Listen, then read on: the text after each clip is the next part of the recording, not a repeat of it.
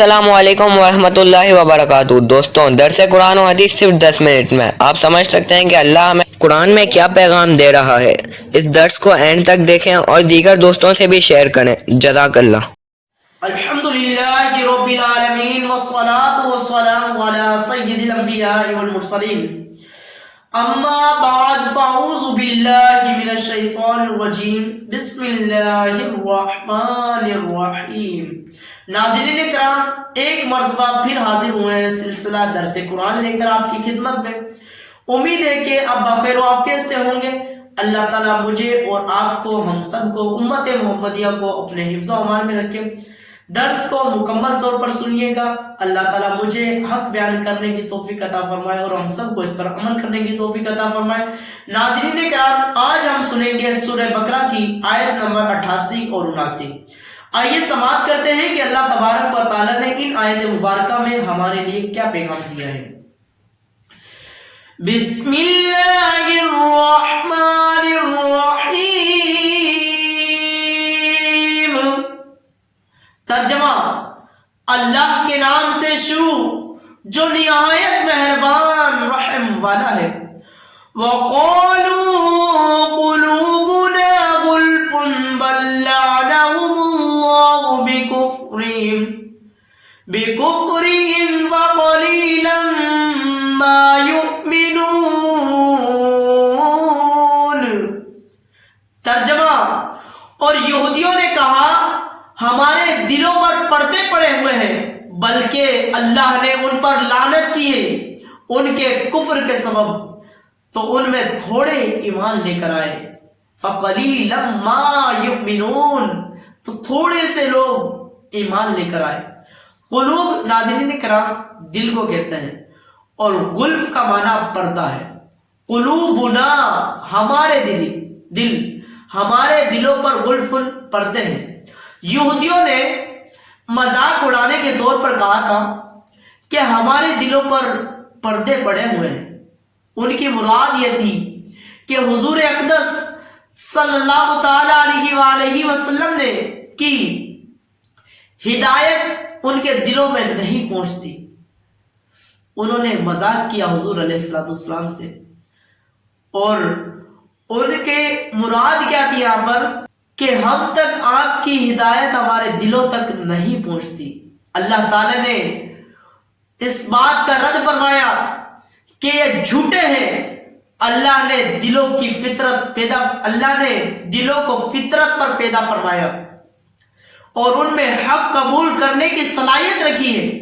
یہودیوں کا ایمان نہ لانا ان کے کفر کی شامت ہے، تو انہوں نے سید المرسلین صلی اللہ تعالی علیہ وآلہ وسلم کی نبوت پہچان لینے کے بعد انکار کیا۔ اللہ تعالیٰ نے ان پر لعنت فرمائی، فرمایا نا کہ لعنت اللہ، اللہ نے لعنت فرمائی۔ اس کا یہ اثر ہے کہ وہ قبول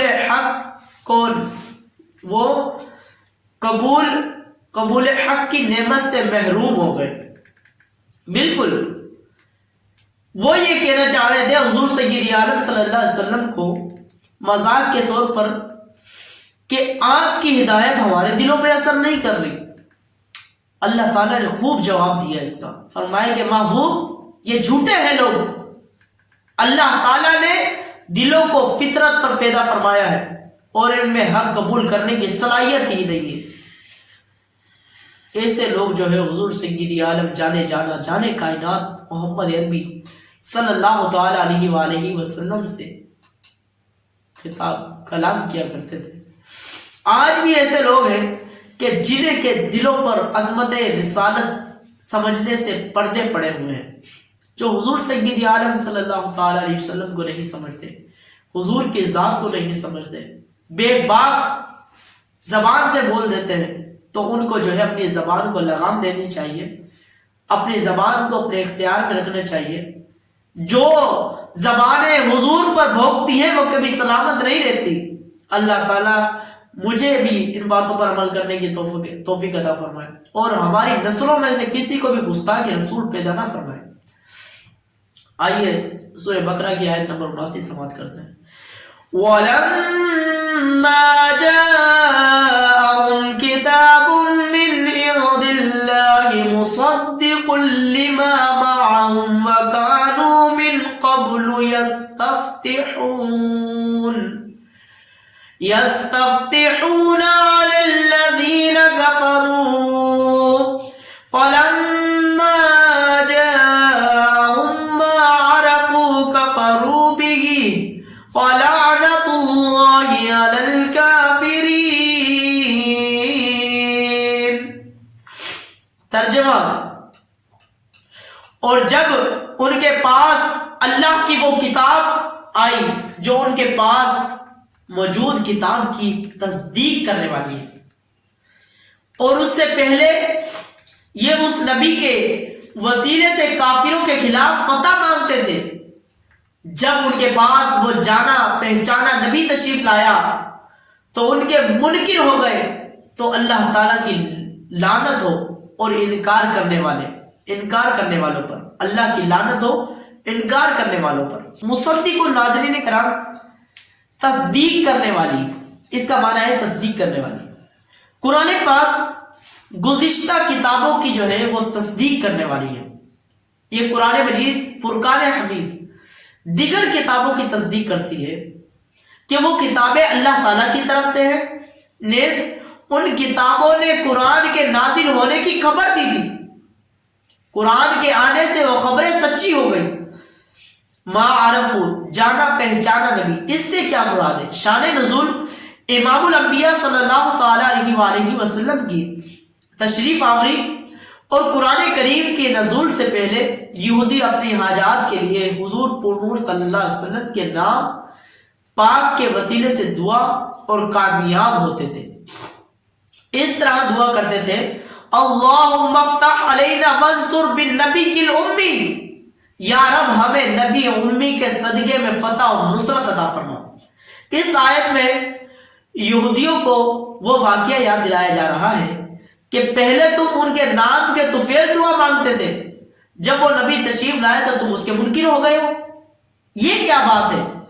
جب وہ نبی آخری زمان، تفسیر کبیر کے اندر سورہ بقرہ کے تحت لکھا ہے اس کی تفسیر، کہ جب وہ نبی تشریف نہیں لائے تھے تو تم ان کے نام کے صدقے سے دعا مانگا کرتے تھے. جب وہ تشریف لے کر آ گئے، ہونا تو یہ چاہیے تھا کہ تم ان کے ہاتھ پر اسلام قبول کرتے، شریعت اسلام اور قرآن مجید پر عمل کرتے، دائرہ اسلام میں داخل ہو جاتے، لیکن تم منکر ہو گئے ہو. اس سے معلوم ہوا کہ دنیا میں تشریف آوری سے پہلے حضور پرنور جانے کائنات صلی اللہ علیہ وسلم کے توسل سے دعائیں مانگی جاتی تھی، اور حضور اقدس صلی اللہ تعالی علیہ وسلم کے وسیلے سے پہلے ہی مخلوق کی حاجت روائی ہوتی تھی. یہ سلسلہ حضور کی تشریف آوری کے بعد ظاہری حیات مبارکہ میں بھی جاری رہا کہ صحابہ کرام رضی اللہ تعالی عنہ آپ صلی اللہ علیہ وسلم کے وسیلے سے دعا مانگا کرتے تھے، بلکہ اپنے وسیلے سے دعا مانگنے کی تعلیم خود حضور جانے کائنات صلی اللہ علیہ وسلم نے اپنے صحابہ کو دی کہ میرے وسیلے سے دعا مانگا کرو. اور آپ صلی اللہ علیہ وسلم کے وصال ظاہری کے بعد صحابہ کرام کا یہ معمول رہا ہے کہ، اور یہ اب تک یہ طریقہ جاری ہے، جب بھی ہم دعا کرتے ہیں تو اللہ تبارک و تعالیٰ سے اللہ کے پیارے محبوب صلی اللہ علیہ وسلم کا وسیلہ دے کر دعا مانگتے ہیں. اور حضور علیہ السلام جانے کائنات جس طرح صحابہ کرام جو ہے وہ کیا کرتے تھے، صحابہ کرام حضور کے سامنے بیٹھ کر، کیوں کہ کائنات بنی حضور کے صدقے، یہ دنیا بنی حضور کے صدقے، جنت اور دوزخ یہ آسمان اور زمین حضور کے صدقے سے بنی ہے. اللہ تعالیٰ فرماتے ہیں لولاک لما خلقت فی السماء، اے محبوب آپ نہ ہوتے، میں اپنے رب ہونے کی قسم اٹھاتا ہوں، میں اس آسمان کو پیدا ہی نہ کرتا. لولاک لما خلقت فی الارض، اے محبوب آپ نہ ہوتے میں زمین کو پیدا نہ کرتا. لولاک لما خلقت فی الجنت، حدیث قدسی پڑھ رہا ہوں جو ڈائریکٹ حضور اور اللہ کے درمیان کی باتیں ہیں. حدیث قدسی وہی ہوتی ہے. تو فرمایا کہ لولاک لما خلقت فی الجنت، اے محبوب آپ نہ ہوتے میں جنت کو بھی پیدا نہ کرتا. تو صحابہ کرام حضور علیہ السلام کے سامنے بیٹھ کر حضور کے ذریعے سے دعا مانگا کرتے تھے. تو ہمیں بھی جو ہے اللہ تعالیٰ کی بارگاہ میں دعا کرتے رہنا چاہیے اور اپنی مشابت جو ہے وہ مسلمانوں ہی کی طرح ہونی چاہیے. ایک عام مومن عام مسلمان کا طرز عمل کیا ہونا چاہیے؟ جس طرح میرے اور آپ کے نبی سکھا کر گئے ہیں اس طرح کا ہونا چاہیے، نہ کہ ایک مسلمان دوسرے مسلمان کو تکلیف دے، پریشان کرے، مصیبت میں مبتلا کرے. اللہ تعالیٰ مجھے اور آپ کو عمل کی توفیق عطا فرمائے. آمین بجاہ نبی صلی اللہ علیہ وسلم. برائے مہربانی اس ویڈیو کو لائک کر دیں، چینل کو سبسکرائب کر کے بیل آئیکن دبا دیں تاکہ آپ کو آنے والی ویڈیو کی نوٹیفیکیشن ملتی رہے. جزاک اللہ خیرہ. اللہ آپ کو درس دیکھنے کا اجر عطا فرمائے. آمین.